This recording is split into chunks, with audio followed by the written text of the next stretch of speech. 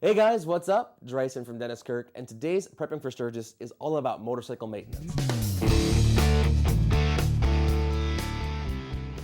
Now, if you guys think about it, you guys are going to be driving from your home to Sturgis and back, which could be hundreds, maybe even thousands of miles. But while you're out there, you're going to be putting on a lot of miles as well. After all, there's Mount Rushmore, there's Crazy Horse, there's Custer State Park, the Needles, Spearfish Canyon. There's a lot to see out there, and those miles are going to add up very, very fast. So the first place to look for motorcycle maintenance is going to be your air filter. When's the last time you guys replaced it? Take a look at it. If it's dusty, if it's torn, if there's anything wrong with it, it's definitely time for a new one. And high airflow filters are definitely the way to go because they're going to add a little more air to your engine, which, if paired with an aftermarket exhaust, is going to do two things. One, you're going to get more horsepower to that engine, and two, you're going to get a little bit better fuel efficiency as well, which means on those long jaunts, you're only going to be saving pennies, and that's all great all the way around. Now, if the airflow filter's changed and it's all good to go, then all set, the next thing to take a look at is your oil filter. When's the last time you replaced your oil? If it's been a while or if it's getting up there, you definitely want to replace it before you go because there's nothing worse than being halfway through it and having to change oil halfway through. And like I said, it could be thousands of miles you're putting on your bike in that single week. So take a look at a new oil filter. If it's getting up there, always change it before you go to Sturgis.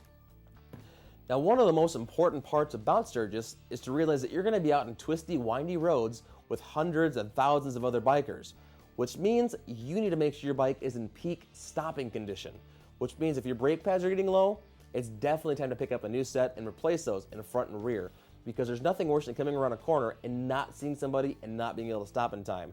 It's going to save you guys a lot of heartache and maybe even save a life just by being able to stop faster. Now, while your brake pads are off and you're taking a look at that, take a look at your brake rotors as well. Are they scratched up beyond use? Are they warped? Are they bent? If they are, it might be time to take a look at a new one. Now, rotors are a little bit more expensive, but they're definitely worth saving a life, especially if you're out on carving the canyon roads. These things are going to be amazing to have brand new.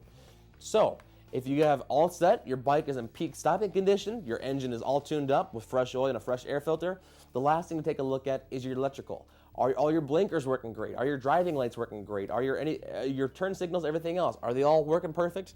Because if they're not, light bulbs are great for visibility, obviously, and they're not super expensive either. In fact, I think this one here is about $10, and this is going to fit most of your motorcycles. So that's going to only save yourself money, and the ability to see is going to be a huge seller by itself.